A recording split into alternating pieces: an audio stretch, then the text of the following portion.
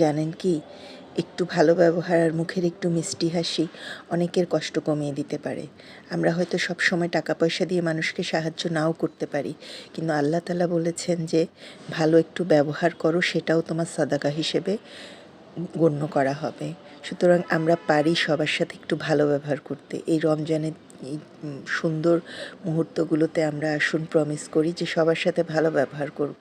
কখনোই উচ্চস্বরে কথা বলবো না, বিশেষ করে মা বাবার সঙ্গে।